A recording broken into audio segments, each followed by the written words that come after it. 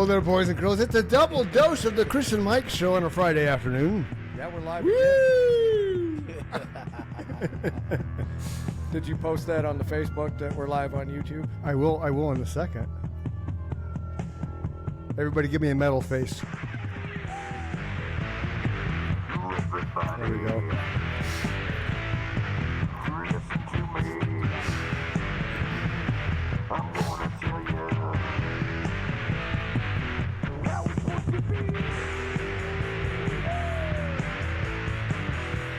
All right there, boys and girls. Welcome to Chris and Mike show.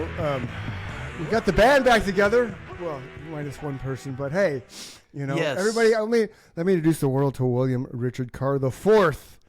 It's the fourth. World. It's not the third. All these years I've been calling him a third, and he's a fourth, so it's my bad. Yeah, and you guys still call me Rick, which is cool. I mean, but everyone else now knows me from, you know, I'm an old man named William now. Really? People call you William? Right on. I prefer that. I really not. Okay. But either one is. I'll go by either one. No, It's kind of like, you know, if you have dinner, I'm gonna show up. Okay. You know, you call me for dinner, I'm gonna eat. But you call me Rick. That's everyone who's known me in my past. That's what they call me still. Okay. No, that's cool. Yeah, that's how I always knew you, man. William is. I always thought it's a stronger name. If you go by what each name means, William is probably, I would prefer it. But if you go by how Chris has been calling you, unfortunately by the wrong name, but now by the right name, it actually sounds cool rolling off the tongue. It always has. You know, when you got introduced on stage, that was always badass. I thought it was. It was. And what was the three-name thing was big, started big then anyway. And except it flowed so like nice. your guys' favorite serial killers, they only have to have three names. Right. You know? True story. Yep, true story. So tell everybody who William Richard Carr IV is, Mr. Dunham. Well, he's the I call him the our favorite bass player of our original band, Nemesis, and because they had a bass player before us, William. Before us, there was a bass player / vocalist, but never before the name Nemesis. Mike, we are right. It was Desperate Angel, right? We are three founding members of Nemesis. Yeah, and you just changed the name to Nemesis because I vaguely remember Desperate Angel actually when we started. Yeah, because I think I was watching about it. Yeah, I was watching MTV and Pearl Jam came on with Jeremy, and one of the little things that popped up on the screen was Nemesis. So the next day I came to practice, I'm like, hey, how about we call ourselves Nemesis? Then we found out that it was the goddess of vengeance in Greek mythology, and because you're young and you think those kind of things are cool, it's like, oh yeah, man, that's got to be awesome.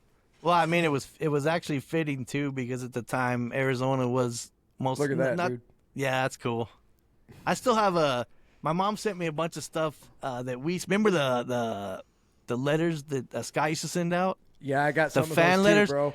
And I was reading, I'm like, man, we were so professional. I mean, we were so far ahead. Most of our kids time. don't know that's the only way we had to communicate with our fans was the mail. You know, back in those days, we didn't have email or any of that cool stuff we have now. Oh yeah, we invented social media. Yeah. Hey, oh look at that! And I'm wearing the shirt in that. You're picture. wearing the Nemesis shirt, dude. Yep, you are. With pride, of course. I remember that night, man. Like it was yesterday. I do. I remember that was probably one of the greatest times in my life. For sure. Dude, agreed. And the greatest sadness of my life at the end of it. For sure. For all of us, man. Because it meant something, you know, to hear you say that and to have heard Chris say that and hear how genuine it is in your voice solidifies how I've always felt. I always felt like that was the greatest musical opportunity I was ever afforded on this planet with you guys, for sure. And I'm a private person, and you probably Mike knows me because we lived together for a little bit. So I mean, he probably understands me more than anyone else. Yeah, you're even quieter than me, man. Yeah, my basically everything up to my point in my life and most of my life is sadness. It's a lot of issues. So I also like the way you guys end this show with the suicide thing, because thank you. The only thing that's ever kept me when I had those feelings was knowing that someone else was out there, and I wouldn't want to put that burden on them. Because to me, suicide is a selfish act, and I am Yes. not a selfish person. No matter how I you're the feel at the opposite time of or that. state. You always prove that in the band for sure. I kind of joked when I knew you were coming on that when you said, whatever I can do, I said that's in true Rick. That's fashion, Rick. Yeah. you know? I mean, damn it, You that's were William. Definitely. You were always like, do I need to drive the it's bus? cool, Do man. I need to load the gear in? Do I need to help you do anything? You were always there to help, man. And I always appreciated that because when I was stressed out and I was trying to deal with booking the gigs and getting paid, you were always the person that made me feel comfortable because I knew you were handling the things that I couldn't at the time and I didn't have to worry about it. Right. Well, I'll be honest with you. You get that was my true family. In fact, And you told me, I cried the first time you told me that. Dude. I remember that night. you guys were like my brothers. And You guys, you're making me feel really bad now. the hardest part. This is a happy moment. And the hardest part is I know. when Chris left. I'm a singing motherfucker. I'm gonna tell you right now. Yeah. I have a great range and everything, but when Chris left, I tried everything I could to fill that void, and I know you there's did. no way you're filling a Chris Dunham void. And you know what I straight up, finally Chris. figured out, I'm gonna Rick? give you I props about that. I I'm not. appreciate that. I'm not that charismatic. I can't connect with the audience the way you do. I'm musical. I have a lot of natural talent Yeah. and skill, but the fact is, if you don't grab people's attention, you're just a band up there playing. You might be kicking ass, and the audience is like, "Well, yeah, it's cool. I'm gonna go get a beer." Here's two things. Yeah, Here's right. two things. And I tried figured my out. ass off, man. I tried my best. I really did. But Listening back to those, and I don't think I put it quite in this context, but the one thing that was missing after Chris left was not only obviously the front man aspect of it, which he's a badass at. There's no yeah, question. he's a very powerful voice too. I'm not taking away from that. But here's sure. where I'll Thank give you a you. compliment that you probably won't see coming, Rick, is it was the blend of your guys' voices together that really grabbed people. When somebody said, I don't know how to put my finger on your sound, it wasn't my guitar playing, it wasn't your bass playing, it wasn't us as individuals. It was almost like that Alice in Chains effect where Jerry and Lane were singing together. Yeah. You added the right element at the right time to get Chris's message across. yeah, I agree with mean that. that's Yeah. what I love to do. And when something's And your bass playing it spoke for itself, dude. Your tone at the Right. beginning that's why we play Free Man for a lot of reasons because the beginning is so powerful as a message. Yep. Your Right. bass tone is so mighty in the beginning of that song, dude. Well- and I recorded that in my apartment. So Yes. I'm on proud it's of a that, little too. reel to reel. Yeah. Yeah. That here's the thing. And here's the funny part. I'm a reluctant bass player, right? But I know. when the reason I know. played, here's the reason why I started playing bass. I don't know if I told you the story, but I couldn't find a bass player that was worth the shit. Look, all I can find is frustrated guitar players playing bass, right? How many bass If you players put- did we audition before we found him, Chris? Probably 20. Yeah, quite a bit. The only one I remember before He better William not- was Okay, there he is. the only one I remember before William was the guy that had the really old car with the massive trunk. That when he opened it up, I was like, "Oh, you could fit like 6 bodies in there," and And the he look on looked like Mike's a face serial was killer. like, "Oh fuck, you just said that." Yeah, I And mean, it's just- the and- the yeah, thing about yeah. playing bass is there's a place for it, and it's not guitar. But at the same time, in a 3-piece, you kind of need to be bass and I would say rhythm guitar. Yes. But you got to find a nice sweet spot between that. And I just gave you a huge that's what I compliment, learned. dude. I didn't realize until I went back and listened as a listener and not a player. A Yeah. lot of things that you did blew right past me. Like you were really good at playing the third or the fifth, at building a chord. Whether you knew you were Right. doing it or not musically at the time, you would find that right note that wasn't the note I was playing to fill the sound out, right? Oh, Or yeah. You might play the note I'm playing, and very quickly you'd play the third or the sixth or Right. the seventh or whatever, just to give Chris's melody the justice it deserved. I never knew those things were going on. I just knew that the sound was full, and I dug it, right? Yeah, I mean, that comes from a background of my mother has been in choir her whole life. She traveled the world, actually. She went to at least Mexico City, and she went to England when I was a child. Wow. Mostly Christian type stuff. Well, I think you actually helped me with recording, like remastering one of her CDs or tapes she had out. I did. Now that you mention it.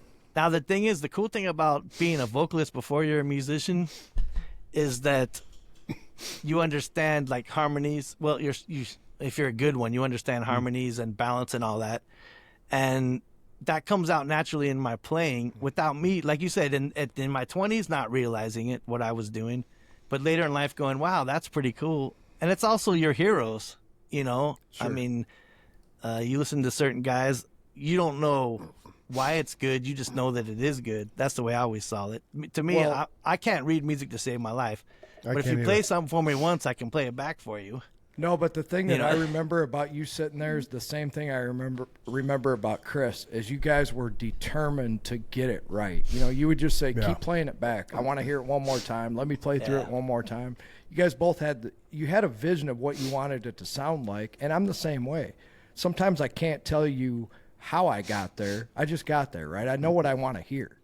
Oh, definitely. And sometimes that's hard to describe if you're not a trained musician, which, you know, we're all semi-trained. We can tell you what key it's in and maybe what scale we're playing sometimes, but Right. I mean, over the years, of course, now being 50, I know how to find notes, C, A, Sure. D, B, C, all that stuff. But I got a Yeah, confession. Chris. I can't tell you what key it's in. I just hear the note and I sing. but you're damn good at it. You write great melodies. Thank you. well, Yeah, I if mean, you told me, hey, man, singing, you know, go hit the D. Like, play the note for me Oh, no. first. I'm the same way, Chris. Yeah. I'll say play. I might get lucky. A is lucky because almost everything's in A, so Yeah, that's a right on. natural tone that you're used to hearing. But so I want a B sharp. I'm Yeah, like, I well, go ahead and have one. You know, I missed that humor right there, or brother. play it on the keyboard for me or something. You know, I Yeah. mean, sorry, Mr. Scholar.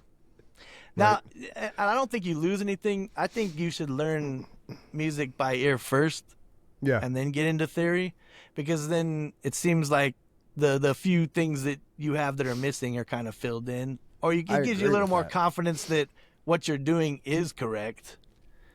But honestly, I never cared. I've heard you guys say this a lot of times: is if it sounds good, it is good. Yes. You know, that and comes I've from heard guys Mr. that Eddie Van Halen. Yeah, guys that I thought were the best musicians in the world couldn't read a note. You know, as far as what we were doing, we were trying to put something out there that made other people to feel the way we felt and make a connection. At least that's the way I've always approached music. I agree with that. But I found over all these years, we'll say 20 some odd years or more since we've broken up, a lot of it I've done alone. We took a break, Rick. We didn't break up. Yeah. Well, We're talking right now. that's true. But I never stopped. I've been in cover bands. I've been in. Yeah, Right now, yeah. I'm in an original band with guys that are actually older than me, and they're playing original stuff. Their stuff was Right cool, on. so I joined them up. It was kind of just like when I met you guys. Yeah, what do you remember I know it sounds about that? corny. I don't know if it sounds corny, but I walk in the room, and before we played, Right. I'm very empathic. You and I had that in Empathy. common. You come into the room and you get certain feelings. Yeah. And it was I'd never been there my whole life, but it was almost like walking into like my living room or something like that. So at first I was at ease. So there was, Yeah. of course, nervous that, well, these guys are going to think I'm some hack, or hopefully they'll be nice enough not to laugh at my face, but Right. before, until after I leave. But it's hard to, it's so emotionally based. I don't have like specific memories. Okay, if so that makes any because- sense. Yeah. Let me tell him the this story, real Mike. quick. Yeah, Let me tell him tell the this story, real Mike. quick. Yeah. Because I know you what you're weren't gonna, I know what there. you're going to tell him. Yeah. You left, obviously, because it was your audition. And Right. we only talked for about 45 seconds. Might not even, that would have been an eternity. We might have only said one thing, and the next thing we heard from the kitchen, because Carrie was in there making dinner for the family, she said, "That's the best you guys have ever sounded." Yeah. So there was no more Oh, discussion Carrie, about yeah. whether you were going to be the bass player or not, because she had been to every rehearsal, because we rehearsed in their living room. She Yeah. had been to every performance before you were there. So we Yeah. had to respect and opinion of somebody who had seen us play hundreds of times already. She just simply said, that is by far the best you guys have ever sounded in a live performance, in a rehearsal, anything. Wow. Hands down, you guys sound like a well-oiled machine. Well, it was like, that was it. You got the wow. job. I thought you guys were a well-oiled machine. I mean, it was very seamless. Well, it's amazing the difference what happens when a bass player comes in, because I agree with you. We were pretty tight. He said for it just earlier. The three of the us. importance of that position is so overlooked, but so necessary. You got to. I don't know how to describe it. It's the bridge between, in a band like that, it's a bridge between the drums and the guitar. Yeah, you know, that's a great way to and describe it's actually. It's a melody that the vocalist can also build on as well. Yeah, what's Paul McCartney say? It's not a chord until the bass player, or maybe Sting says that. It's not a chord. Or, it's probably it's not Sting. a chord until the bass player decides that it's a chord. Because you got notes you can pick from that aren't the one the guitar player is playing. And that's what I like. I wasn't really interested in bass. The only reason I was interested in bass is the two people you spoke of right now, which would be Sting and Paul McCartney. Possibly Gene Simmons. He's an ass, but he does played play bass. Some mean bass lines that are overlooked. He does. But that's, for some reason, I fell in love. I'm still playing it now. In fact, it's usually my go-to instrument. I play guitar way better than I ever did. I can, write whole songs and do that, but right on. I don't get the same joy that I do, I guess, playing bass, and it's mostly a live thing. Comfort. Yeah. Well, I'm comfortable doing it, but I enjoy the space it fills in the. I'm not an upfront person. I've tried to be my whole life, but I'm pretty much in a band foundational, and there's nothing wrong with that, because without really good drums, and a good bass line, it doesn't let the two things that most people think about shine, which is the vocals and the guitar. And if you're writing music, you should be writing it for music, not for your ego. Right. And that's, I'm going to continue to do it. I've never made really money off it at all, but I can't stop. I've tried stopping several times, and I go right back to it. So, and basically, I'm going to do this until my last day on earth. I think that's no how matter we know what. that we're truly artists, right? Mm-hmm. Yeah. You have to have it. You can't go a day without either listening to music, playing music. It has to be in your life and on some level. Right. Definitely. Or just being creative, because the whole reason Good News Arizona came about is because I was bored. Right. I needed something to fill the creative space, because I got done with the council because of the nonsense there, and it's like, okay, now what? And then that ended, and then Mike and I started poking at Mike again, like, dude, I started sending him lyrics and stuff I'm writing, and I'm like, come on, and I didn't realize he was going through some stuff, but the reason I love this is because it fills that gap. Like I need something creative in my world, otherwise I'm just not myself. So, I can do all I want with my videos and stuff for real estate, but it's not the same. It's just it doesn't fill that void. So this fills the void, and now that we got you reeled in, well, it's time to make some music, man. For me, this is another bucket list item, because one thing that Chris has preached on this show, and I don't know if you've listened to those episodes or not, but I've caught several. There's no relationship that you're ever going to have with another human being like the one that you stepped on a stage with in front of one person or 1,000 people, right? Yep. And we ran the gamut. Rick, you and I played 2 people at a pizza joint on a Sunday night, and we played to private birthday houses parties, at the Mason Jar and the Electric Ballroom, and you know what I'm saying? The coolest one I remember, I don't know if you remember this, and I don't know how we got it through, I feel bad, I forgot his name.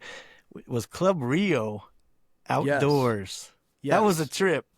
Oh, I'll never forget. Because there was people there regardless, because everyone just went to Club Rio. At that time in the 90s, they had, inside was dancing and outside was just like a cool, like outside bar and just palm trees, and they had it kind of fell out of place there, playing hard rock. But that was really cool. I wish Chris was there. Yeah, that would have been a cool gig for. That's. I will tell you this: if you haven't heard me say it on the show, when Mike and I have talked about it, that's. If I go back in time, that would have just been. It would have just been, hey, I just need a break so I can recover the voice, all that kind of jazz. I need like 6 months or so to kind of get back where I need to be.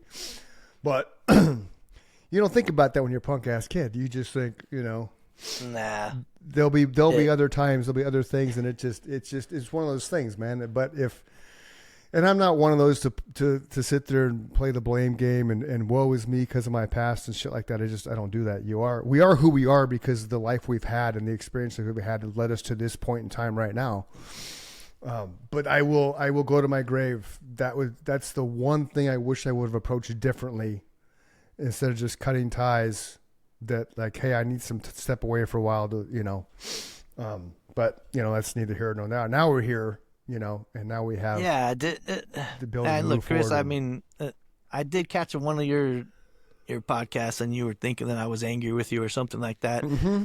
I'll be honest with you, I just got a 24-year relationship that wasn't good for me. Gotcha. There was a lot going on at that time, and it had nothing to do with you.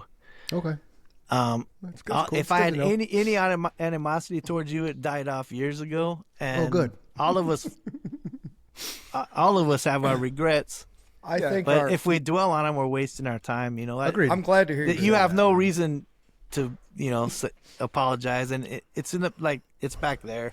Yeah, it is. But I still, there's nothing we can do about it. One way or the other. But I still respected you enough, and still respect you enough that I felt like it needed to be said. Mike and I have talked about it on the show, off the show. Yeah, but now you're had here. Endless conversations, right? Well, I appreciate it, and I appreciate all the little things you do, the silly little birthday things you send me. Yeah, I'm not a Facebook type person. I'm not a social media type. You're good. That's even like you said. I don't, and I would say 15, 20 years ago, I've stopped watching the news. It's made my life better. Absolutely. Oh yeah. It's just, it's my upbringing, man. It's I just want to tell you, this is a bucket list item for me, man. I'm going back to, like Chris said, you'll never have that relationship. There's a lot of people that unfortunately, have come and gone out of my life, and that's their choice, right? But when it's somebody like you, who I had blood, sweat, and tears, right? All the stories of that you've heard of what living in a rock band is like, they're all true, right? You're poor. It is. You don't know where your next dues, meal's coming from. Are we going to pay the electric bill and the rent, or are we going to go play rock and roll? Those stories are all true. The triumphs, the tragedies. That band was everything to me. In fact, it was I had a divorce at that time, and I remember part of that was because I was going to keep doing what I was doing. So that was the hardest part. And to be honest with you, I don't know how it ended. It just kind of. Well, we kind of fractured. Then Scott got divorced. Scott Is that what it was? Alcoholic. Yeah, Scott. We had to kick him out of the band. That was a hard day. Being an addict myself, to have to tell somebody else that they're a worse addict. Well, that wasn't a fun day, man. Well, and that happened when I was with you still, if I remember, because he wasn't. We were looking for another drummer. We were trying to jam with Kirk after that. Yeah. Remember? Yeah. And Kirk was an even bigger basket case because we didn't know it, but he was a meth head. Oh. Yeah. Yeah. So they're very unpredictable people. I became one myself, unfortunately. That was my addiction for 3 years of my life. Yeah. Yeah. Yeah. But going back to this was definitely a bucket list item for me, man. That's what you meant to me in my life. Sweet. Yeah, and I will tell you this. Nikki and I have talked, obviously, because I'm still married. We've been together 32 years now, and we've talked about it a few times. That of all the bands I was in, which there wasn't very many, I think 5. She felt Nemesis was by far the best core group of musicians that I ever played with. So that's something, and that goes along with the personalities and the type of humans you were too, because you can't have one without the rest. Right. Because then you can't stay together. If you have the egos and all that kind of nonsense, it doesn't work. And we never had that. We never had that. We were all about, let's just go play music. Let's just go jam. I mean, that's how I always approached it. Yeah. For however young and naive we were at the time, we were super professional when it came to, we're going to put on a show and people are going to have a good time and we're going to have a good time. That was important to us, that we wrote good songs and went out there and actually had a performance, Right. Right. Well, that's the thing, and that with Nemesis, that was the last band I was in where I felt like these guys and me this can actually go somewhere. Yeah, I've been it in should've. several bands and it's like maybe one or two of us are good, but the rest of the bands are just there, the rest of the guys. Yeah. And there's nothing wrong with that. But there was just something you can't quantify, you couldn't actually say what it was, but it had to be all four of us though. Right. Yeah. Because once that all four wasn't there, no matter how hard I tried, it was not there anymore. Yeah. And it's not that we weren't still good and still writing good songs. It's just it was missing missing a piece, I guess. And yeah, we built that band around having somebody standing on the center of the stage so that you and I Right. could do what we needed to do. Chris ran the show for sure, and that was his job. It's like that's how that band was built. I didn't want to be the front man either. No. Yeah. So I admired you for stepping up and saying, at least I'll try, and you did Yeah. a great job. But it took me a long time to realize that it was your guys' blend of harmonies together at just the right time that really carried that melody behind the music. And that was, like you said, man, that was necessary for that success to keep getting the bigger shows because, like I said, we went from playing on Sunday night to 2 people to opening up for Sacred Reich at a sold-out mason jar, Right. Yeah, Right. that was cool. And It everybody was. else in between. Man, the Mason Jar, boy, was that That was a great place to play. Now it's So it was much a fun, great yeah. place, but man, I was like, right after this little club, it was trying to be a dance club. That failed right Yeah. away. And I don't know, it just fell away after that. I don't know if they boarded it up or if they're still using that building, but it's kind of sucks because that was a cool part of history. But it's like you guys were talking about Electric Ballroom. That was an Right. awesome place. Like that Yeah, it was, was, LA right? status. That was like the Uh-huh. coolest LA club right here in Tempe. And I'm like, man, Did I ever tell you It- the story about going in there and getting paid for the first time? yes, I have heard it actually on your show. Yeah, those The guys piles were of real, coke and everything. they were really from Los Angeles, and I didn't know it, but they were like running from the law. They had done the same thing in L.A. where they built this club up, sucked all the money out of it, and then took off. It was almost like a, what do they call that, pump and dump scheme. Laundering the money. Kind Well, of that makes sense. Yep. That makes sense. Then what happened to it? You could totally tell they were so shady. But it was a great club. But yeah, they knew the right people. That whoever built that place, it was amazing. Yeah, Because it you was a could good you place could to have play. you had a nice area for your local stuff, and then they had this Yep. big stage that national acts could come through. Yep. That's when we opened for Marshall Tucker Band, which back then it Yeah. didn't even dawn on me, Marshall Tucker Band, because we're just playing a show, Right?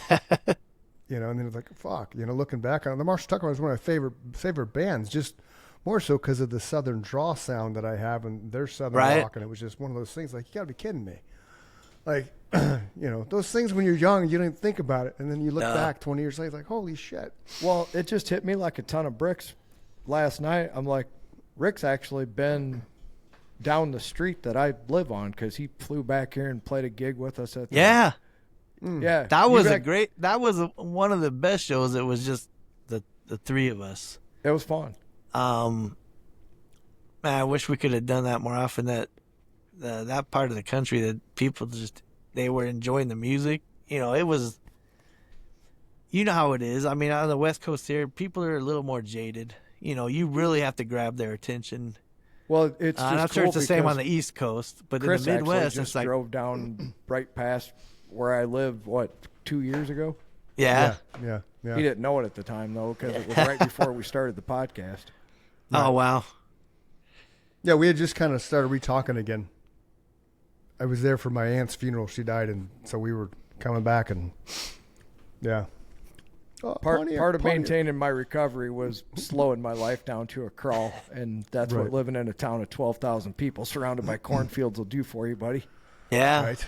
But Rick if can you tell build- the world that's where I live, basically in the middle of a cornfield. So is that the area you're in now? Yeah, I live in the Oh, same cool. town you stayed in, about 2 blocks away from the same house that my parents are in now. Oh wow. They're still there, dude. I just remember. I don't know if it was one of your friends. I went to his house and he had. He was like, "You got to hear this," and he started playing his Gin Blossoms. And I'm like, yeah, I've never heard of them before. From this weird Arizona band. I'm just kidding. But that's when I started thinking. I guess they are bigger than I thought they were. Yeah, it's still Timpy Jingle Jangle Sound, as I would call it on the stage. Hey, if you came to see Timpy Jingle Jangle Sound, you came to the wrong place. Well, that's where the Nemesis would tie in. Yeah, true. That because we were kind of the nemesis of what was popular at that time as far as I never thought of it Arizona. That way. That's pretty smart. Yeah. But genius, that's bro. the way I always approached it. Yeah. I think I said it a few times jadedly. My disgruntled 20-something ramblings on stage that didn't entertain anybody at all, but I thought it was funny. That's cool though. I never thought of it that way, but you're right, because we weren't like anything that was going on at that time at all. No, but we were like a lot of bands that broke at that time, because I can say I want to say like Three Doors Down, like you guys talk about Candlebox, Creed, and all that cool stuff that was not quite grunge, not quite hard rock, but it had elements of both. So like you're saying, it wasn't about what our sound was. Our sound came naturally. It was just let's try to write the best song.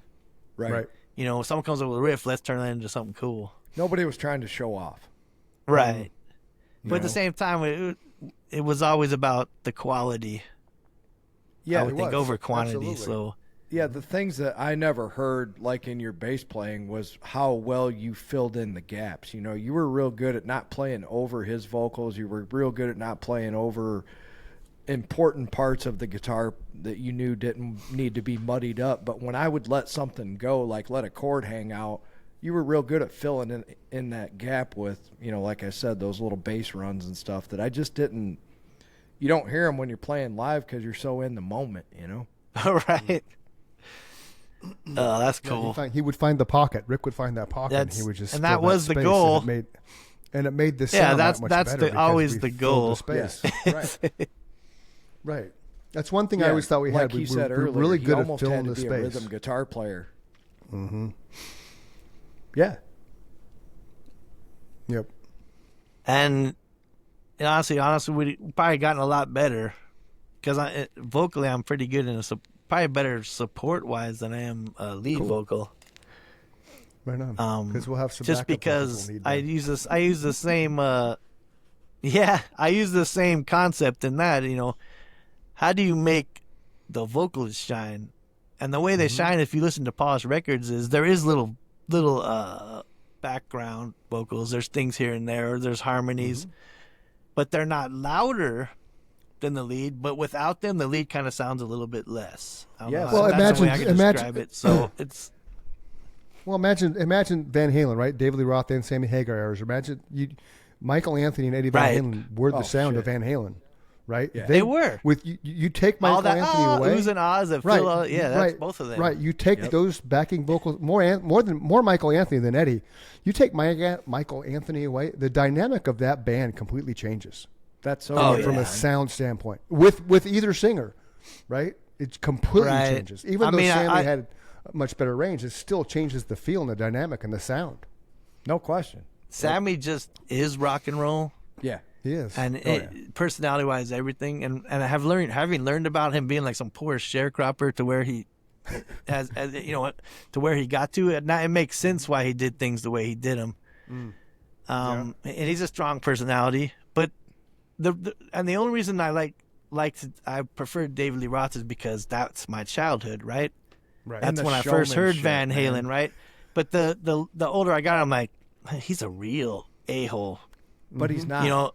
I recently found out he's not. different. It's I think a lot of that was an act back then. He's not a normal person.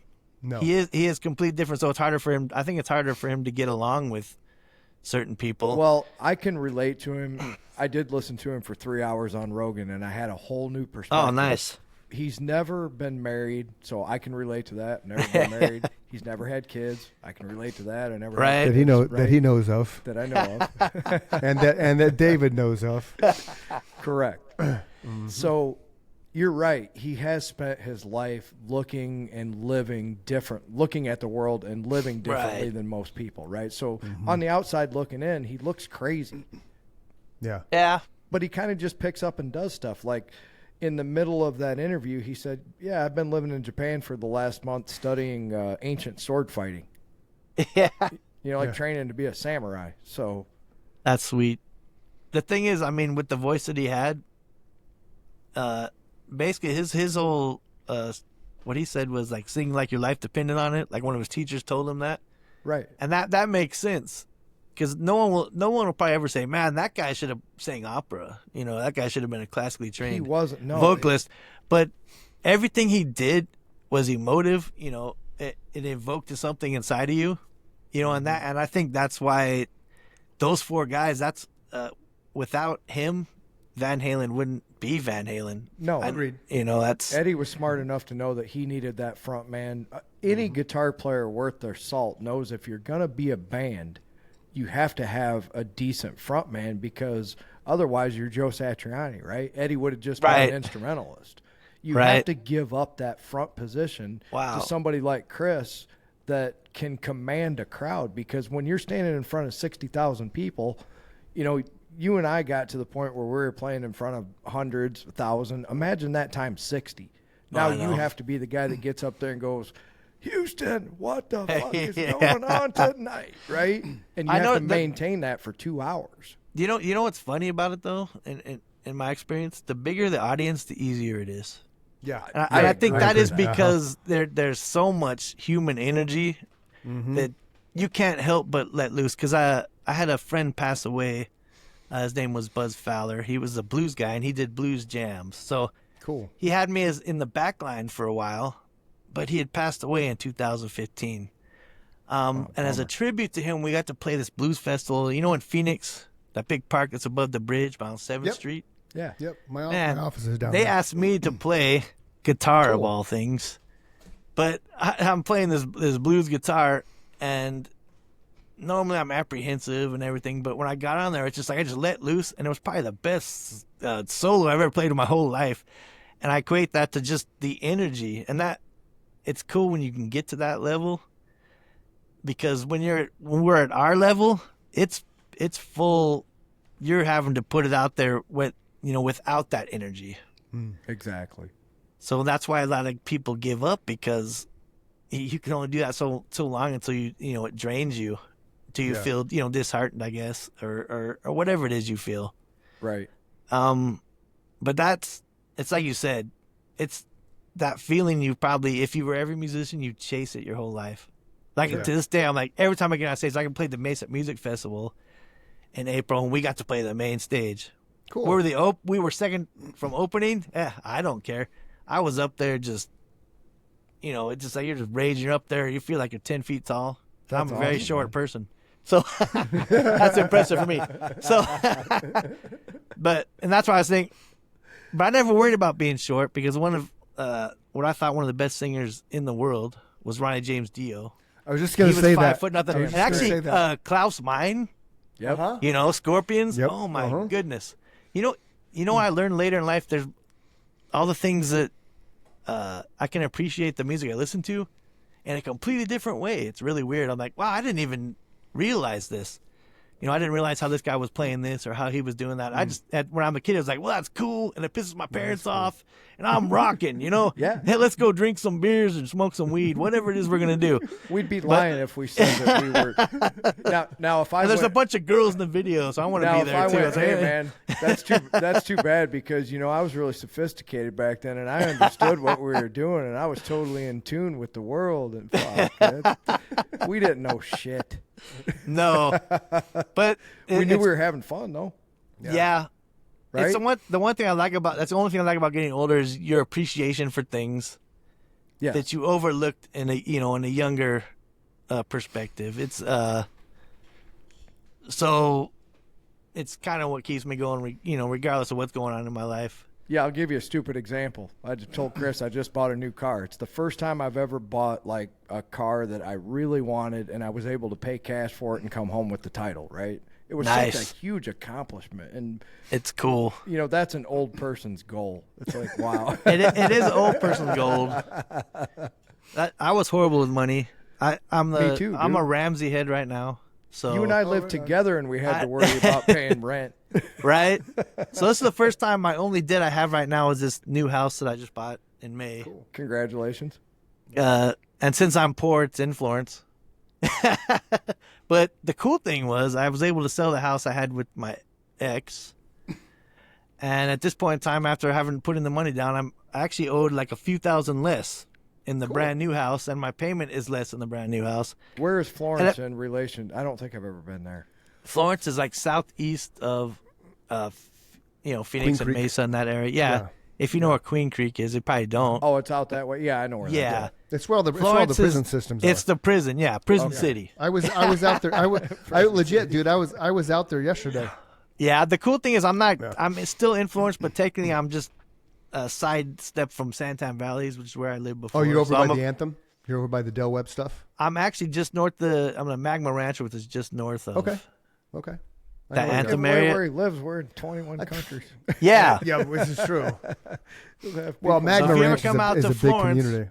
I was out there. autographs on Saturday, right. September 15th. Well, I'm not gonna give you my address, but No. we'll Just being stop funny, right there. Yeah, I'm just- yeah.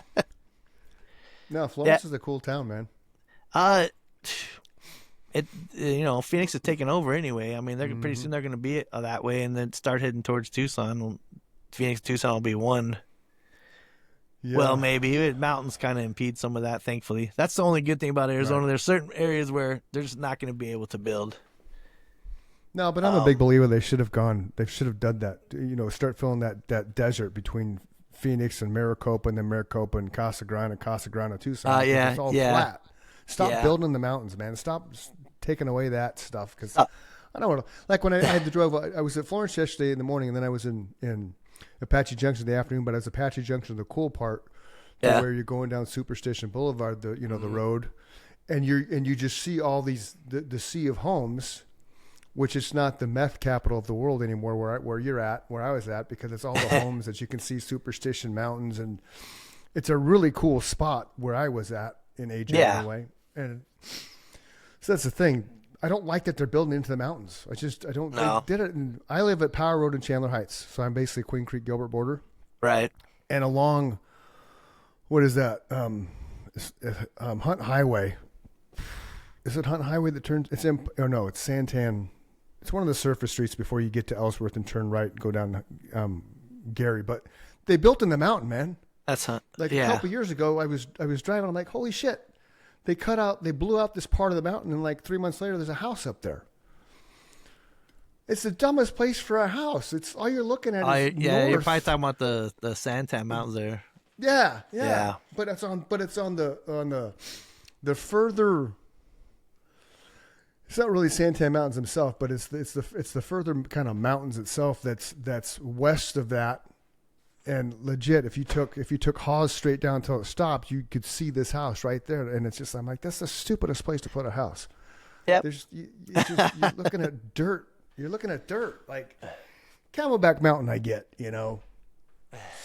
but yeah, I just don't understand why people are building houses on mountainsides. Like, stop it. Because they can. I know. Just stop it. Just stop it. And I'm a No realtor, good reason. and I don't want that. Oh. Wow. All right. Well, we got about 5 minutes left because you got to get to practice. So, what do you guys want to talk about? Look, you're all speechless. Give me your top 3 favorite songs you either like to give me your top 3 favorite songs that we played that you'd like to perform live the most. Oh man. Since I haven't talked to you in 20 years now. The only ones I'm probably gonna remember are like the problem is we changed the names. Oh, Okay, We're not go singing back them. go back to when Chris was in the band. What were your 3 favorite songs? Ooh. That's a tough one. All right. I don't really have favorites. Okay. You give me a list and I'll play them. I like them all. How about that? That's a good answer. he's being How about honest, this? ladies and Which gentlemen. 3 are you feeling that you're close that you want me to play on? I guess that's what Well, I'm we throwing were- well- throw back your way. For sure, Free Man and Listen to Your Sin. Yep. Okay. Vision. I was going to say Vision. Yeah. If we could pull off Intervention Divine, I don't know if we could do that without Scott. Yeah, Scott, I'm going to tell you, man. It's a whole lot of heart, man. I've never heard a drummer that actually plays like him. There might be a few that maybe that reminds me of, but he was a true individual. The one thing that I always say about him is he was the first person that ever gave me the confidence to let me play my guitar the way that I thought was right, because I don't necessarily play like everybody else either. I wrote in weird time signatures sometimes. Yeah. People who were just only adept at playing 4/4 time would tell you that you're wrong, and he was the first guy to go, "You're not wrong about anything, man, but it's weird. So you got to do it a few times so I know what you're doing. I got to count it out, right?" Right. Basically what he was saying in a nice way is, I know you're not counting. You're doing something weird there, but I dig it, right? Yeah. He didn't just chastise me and say it's wrong. I always appreciated that. Right. It's not wrong. 4/4 doesn't rule the world. Right. It gets and pretty actually, it's simplistic quite boring unless you're playing dance music. Correct. So, like I was telling you before the show, I think the band I'm in now, they love Dream Theater. And they've taken me after like every one for the last 3 years. In fact, COVID made me never want to not. When someone says, "Hey, you want to go to a concert?" I say yes. Because being stuck in a house for that was a nightmare for me. And I got. Hey, let's just say this. I had it 4 times. I'm still sitting here. Well, I had it twice. But I've that's had it according at to least twice. them. I had it 4 times. So if the insurance was paying for it, of course I had it. But and here, and I'm gonna tell you something. I actually studied this, and they talked about the deaths. Right, the numbers I put in the deaths were less than 1%, less than 0.001% of the population of America. And also the numbers directly correlated with, if we went back a year or two later with the flu and the cold, the death numbers were almost identical. We were also so it's just that we're paying it. What made me mad is like all they're doing is paying attention to it now and telling you about it. Whereas before, this stuff was happening all the time. Yep. There's so many of us here on this planet. Something has to kill some of us, or we'll just we'll overrun the place. Right. It's a natural select. The way I thought about it, if I'm going to die, it's my time to go. There's no reason to worry about it. It's not something to worry about. Nope. And I think we're merging most people with the they machines die anyway. Yeah, and most people that died probably had some underlying things already going on. Sure. And I've lost a few people to cancer. In these last 5 years, and it's a just few people too. Yeah, it might have. I mean, because you never know how something like that's going to react. There's no way you come up with, this is going to cure it in the short amount of time they did. This takes like decades to do. Here's what kept me from getting that, just to put it on the record. I heard before I ever decided to either get it or not get it. Luckily, I heard the statistic that it took them 50 years to develop a polio vaccine. Right. And then I'm like, they whipped up some witch's brew in 6 months, and they're going to jab that in my arm? I don't fucking think so. I did it once and I survived it, but the second time I was like, I don't see what the point is, because I still got sick.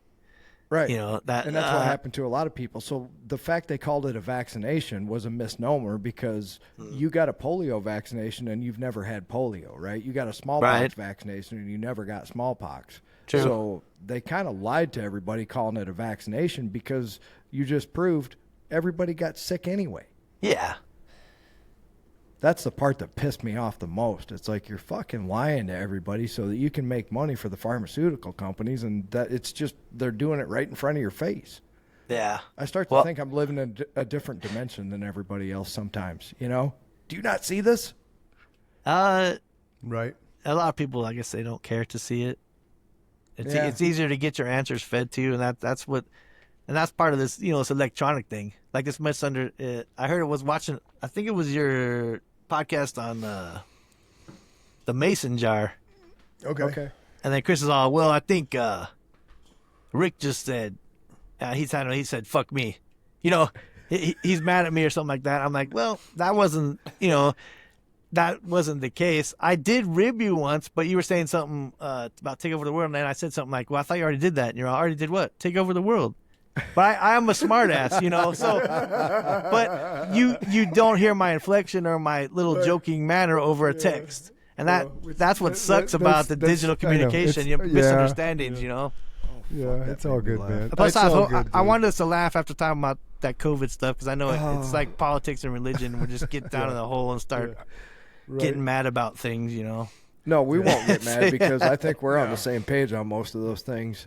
Yeah. Yeah, we are. Holy shit, what happened to Chris? Up to wazoo. He's floating in the ether. Just fucking stupid We politicians. started talking that about shit politics and religion. And the world He's does, out. the government Chris does off. stuff that nobody get an really opinion realizes anymore. they do. And we've talked about that before. It's a whole level. But of, yeah, seriously, Mike, what is the I don't They like. have I don't that have a budget favorite. thing If where you they have have something the, in mind, the black? and as the far as black that budget or goes, I something thought that's maybe like you guys were too trillions of busy. dollars? Maybe I should have reached out sooner. No. Because you did. I was like, these guys are probably busy doing stuff. So So here's- I was kind of waiting to hear a Everybody froze. response from you guys. Here's what happened. We started committing to do this show about this time 2 years ago. So Yes. it would have been in July. Him and I started talking Hello. seriously. I started buying equipment. You know me. I went all out. Oh, hell yeah. I have the best of everything. So I installed all that, got it up and running. About August Is everybody frozen? 25th, 29th, we went to 10-hour shifts 4 days a week. Which, Oh, boy. He's saying everybody's frozen. No, we're still here. I'll say, No, just you. We're still oh, talking. no. Weird. Sorry, ladies and gentlemen. I Chris can't- is frozen right now. I tend to forget we're live on YouTube and Twitch too. So I know. This hello, would be a everybody that's good listening. one. You can put this in the outtake reel. Am I gonna So anyway, at 40 some, I was, I'm going to turn 52 next month. So I guess I know. at I'm a year 51 ahead of years you. Old. Yeah.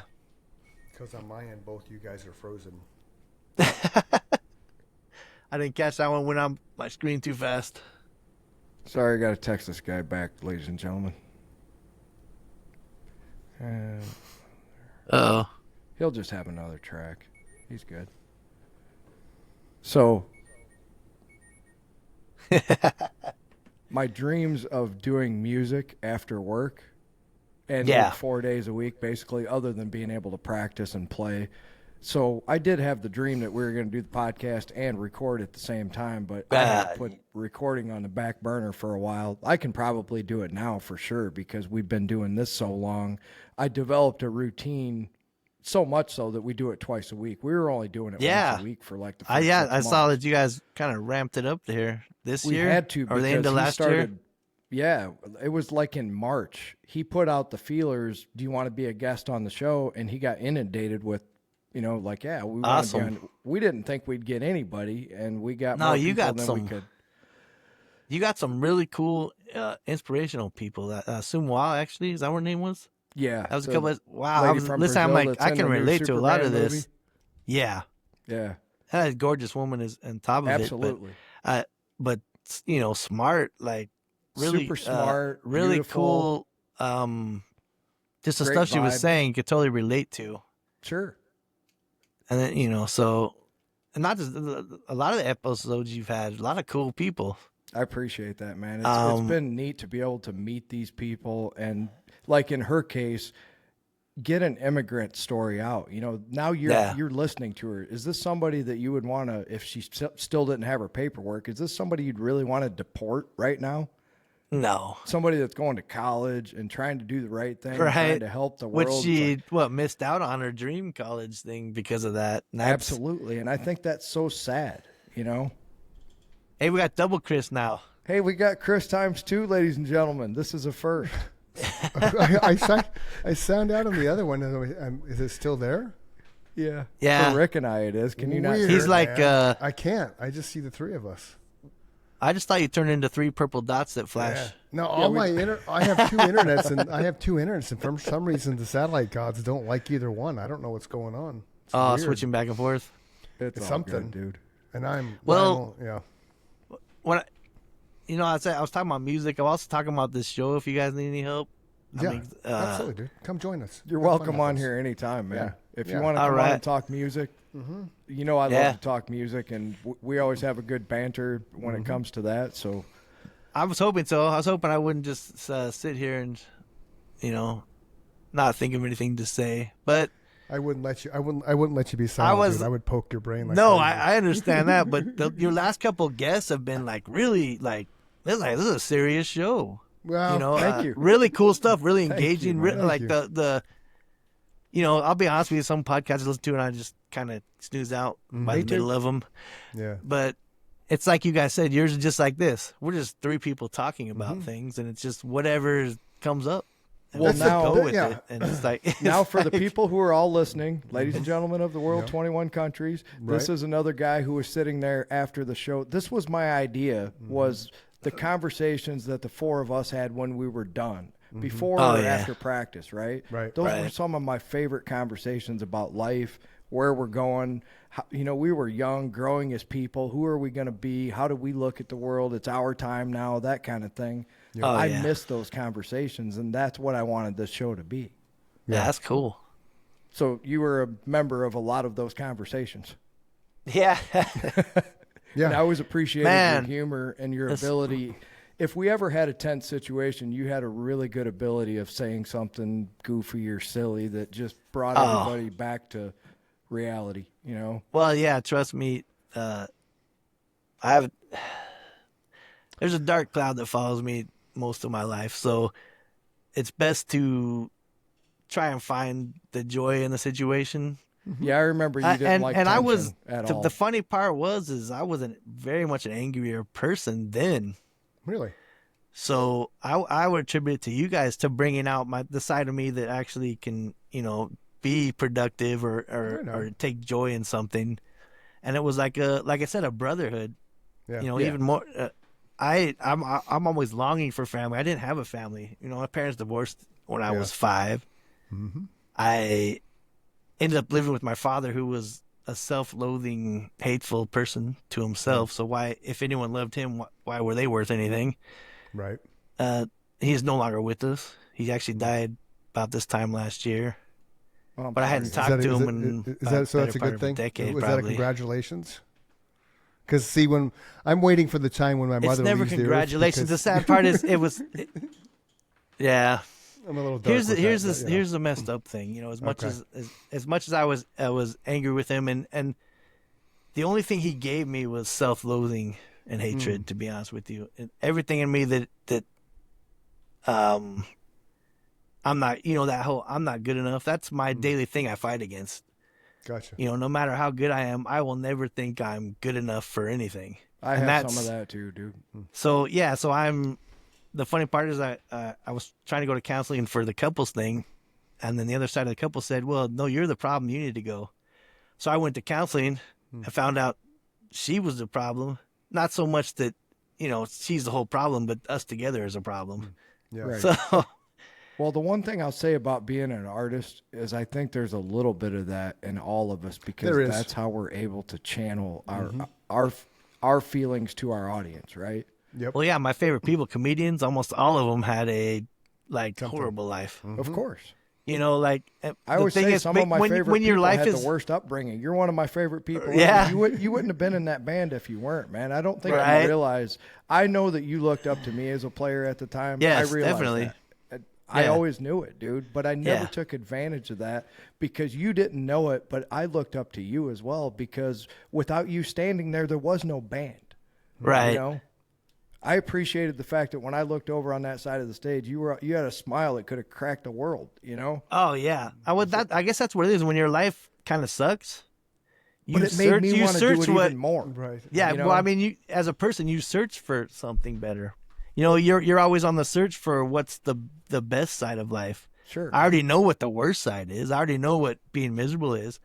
What is what makes people happy? What makes the funny part is at 53, it's the first time in my life I've actually been truly alone. It's probably the first time in my life I'm going to find out who I am as a person. That's sad. And you will. 53, 50, so this is all happening for a good reason. And I'm sorry I delayed it, but to be honest with you, I was ending a lot of bad. There was a bad chapter of my life that was ending when all you good, guys were brother. starting this. So I hope that it didn't come off as I was, bitter about past and all not this. at all, I'm dude. not. It's No, you know, sometimes you just don't know. So I think we speculated. You know, I don't think we ever said we knew the way it was. I think Chris said, you know, I think this is, you know, I don't think he said it was definitive, but if you don't know, because you were the guy who was the quietest guy, we didn't know a lot about you when you were in the band, right? If anybody knew the least about anybody, they knew the least about Rick. Right. That's my fault, though. No. I don't share as much. Everybody's got their own personality, brother. We knew everything about Scott because he started bitching from the moment you walked through the door. It's like, here's what's on my mind, and you're going to hear about it. You know, that was his personality. Yeah, I have it's like a kind of a sad Scott story. And Chris was somewhere in between, and I was somewhere in between, and you were at the bottom. It's like Scott was the only one that he was. At one time, I had done something. His son was like smacking me in the ass or something like that. So I said, "Hey, cut it out."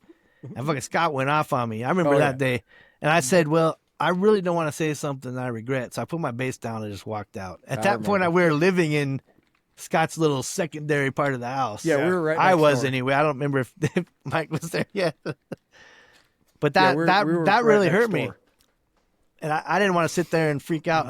I was about to at tears, to be honest with you, because I was like, this is going to ruin something that I know is something really special. The reason Thankfully, I remember it didn't, that day is but- because I cussed him out after. I was like, Yeah. you know, that's not the way you handle it. That's your brother, man. That's not just anybody. That's And I that's our wasn't- bass player, man. Well, I waited like the kid was doing it like 5-10 times in a row, and all I said know. was, "Hey, stop it." I know. It was a trip. I'm pretty sure he It's funny the apologized things you after that. remembered. He did, but I have a sad Scott story like later. I want to say this is about 2001.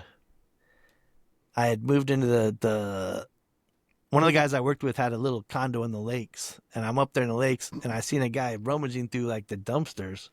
I think it was with his youngest daughter, and I'm like, that guy looks familiar. I went out, and it was actually Scott. I didn't want to say anything to embarrass him, but I was like, this dude's hit hard times. He looked rough. This is at 2001. He went. So through I don't some know. rough times, man. Yeah, I think that's probably after his divorce. Yeah. Oh yeah. And And then it he got w- married again. Then he had another. Oh, did he? kid, and then, It was, yeah, it like, was life sad. just started to pile on top of him, and I really want to have either Jeremiah or Carrie come on and tell his story because I think it's right for them to do it because they know the story. Yeah, But nothing makes me sadder than as much as you two were integral in making that band happen, he was there from the beginning and never gave up on me, right? He was the one that kept me going. A lot of people don't know that. There was, after we lost our first bass player / singer, I thought we were done. When he packed up his drums and left, I'm like, fuck, my band just ended and it's all over. I made it like 1 year in Arizona, and I got to come back home with my tail between my legs because this is why I came out here. And he called me up like 2 weeks later, and he's like, dude, what the fuck are you doing? And I'm like, I thought we were done. And he's like, I'm done with that, dude. I ain't done with you. You play like a monster, you know? that's sweet. And Yeah, it just warmed my heart, man. So that's what he meant to me. And Scott, in some ways, he probably was more like me. He did have a lot of issues. He as had far a lot as of like issues, for sure. probably sadness and all that sadness and anger and stuff like that. But that's he what was made more. him such He a was. I was. monster So I'd be player. his polar opposite.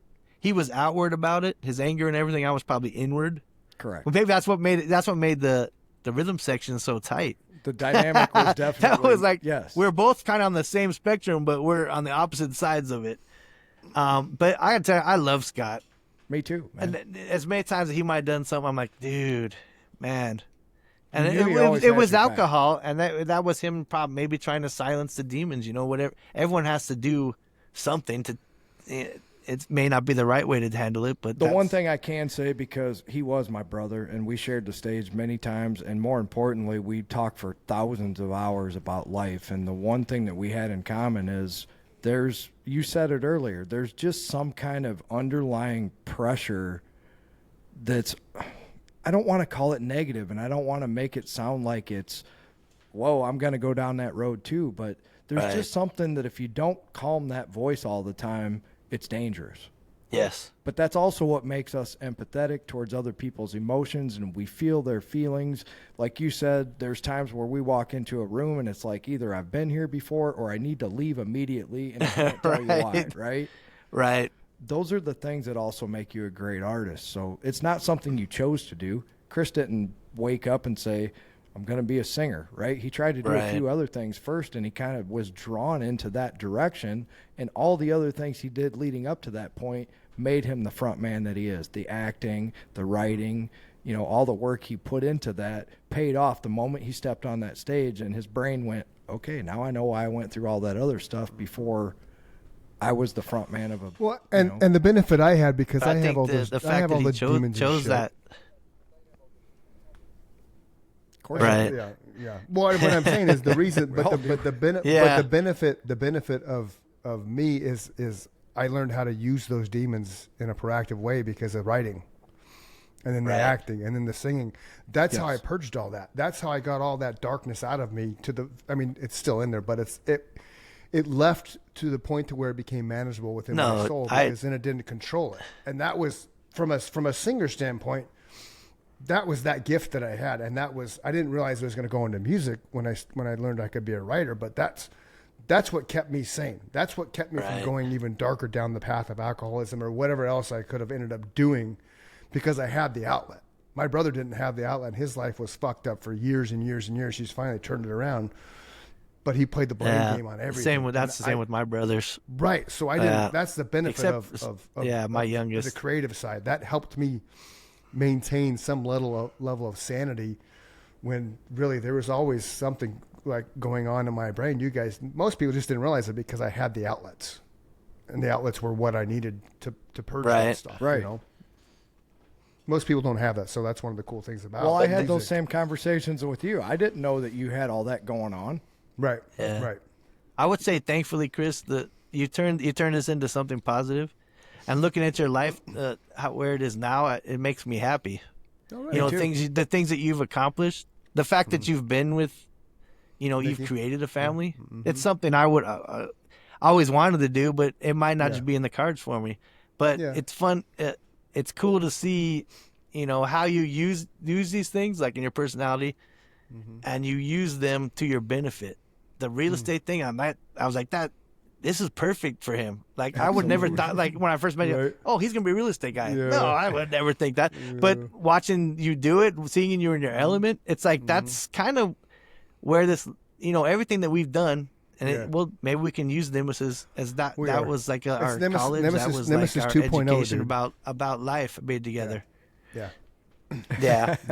Yeah, 2.0. It's coming. Now you just got to find. Yeah. No, it's coming. You're cool. You're back in the mix, so now it's just a matter I have somebody of in mind. together. I think I have somebody in mind. I think can program some drums for us, and if I can get that laid down, then the rest will be a piece of cake. Because you have a way to record at your house, and I have a way to record here. Yeah, so. and I mean, I could piece together drums pretty easy too through Logic and stuff like that. You're about 30 minutes. You're about 30 minutes from me, Rick. So we're not that far from a location standpoint. Yeah. Well, if you make me as simple or as complex as you want, beat for a free man and send me a WAV file, I'll lay down a guitar part for you.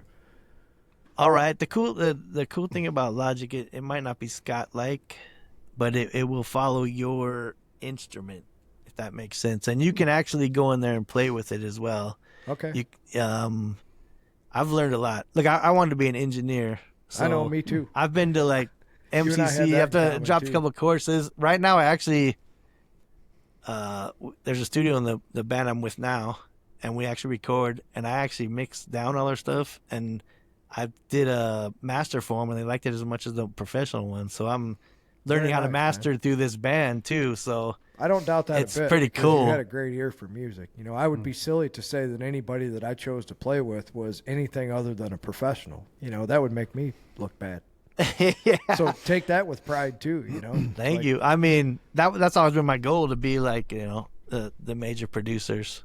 Well, if you can get me that drum file and your bass along with it, I'll lay down a guitar part, and then, like Chris said, if you guys want to get together at his studio and have Rick lay down your vocal, I'm down. We'll be done, just like that. There you go. All I need is a drum track and a bass track, and I'll go from there. Okay, so basically give me what you might have already, because that way I need to make sure the timing and all that is correct, so it's going to be, you're going to be able to play over it. I'll send you some WAV files in an email. Perfect. Just give me a couple days, because I have all of them. I'll send you Nothing Man, too. That was a fun one, too. it's not a hurry. You know, No. it's when you can. You guys are Yeah, busy. and then you do what you can when you can. We all have jobs, so there's no hurry. It's like Chris said, it's just cool. We're moving in this direction again. Yep. We didn't know what was going to happen with this podcast, and this is what happened. You know, and we're going to keep doing it. It's going to keep growing. But 2 years ago, we didn't know if anybody was going to listen. So if we're moving forward with music in any direction, that makes me happy. It's just cool Amen. to talk to you again, man. Amen. Definitely. All right, we got to let him We gotta go let because him- it's 4:25. So he's Chris. Yeah, I'm I Mike. gotta That's William. That's William. And remember, boys. You're and always girls, directing me, brother. I'll yeah. never stop saying that, so just get used to it. Yeah. You call me Rick. William Richard Carr IV. And hey, don't let the bad days win. If you're feeling bad or you're feeling sad, reach out to somebody. Don't be that person that leaves a hole in somebody's heart. Somebody does love you. Somebody will miss you. So, go write something down. So scream in a pillow. Go meditate. Whatever it is you got to do to feel better about yourself today, because tomorrow is a better day. So wake Love up and both smile. of you guys so much, man. Yeah, love you, brothers. You guys are awesome. I love you, man. Love you, Group brothers. hug. Absolutely. Group hug. Group Group hug. Group hug. So great to talk to you again, man. Yeah, definitely. All right. All right, bro. See ya. Quickly, we're gonna fly and disappear. Look the tablet, go insane. Feel the juice flow through your veins. On your journey, take it slow.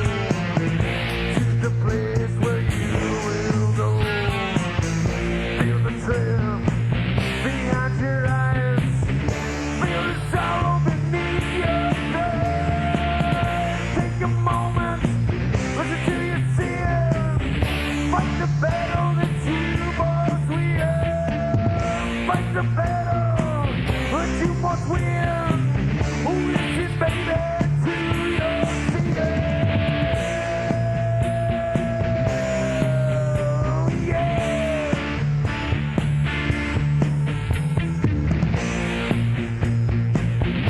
Listen to your fear.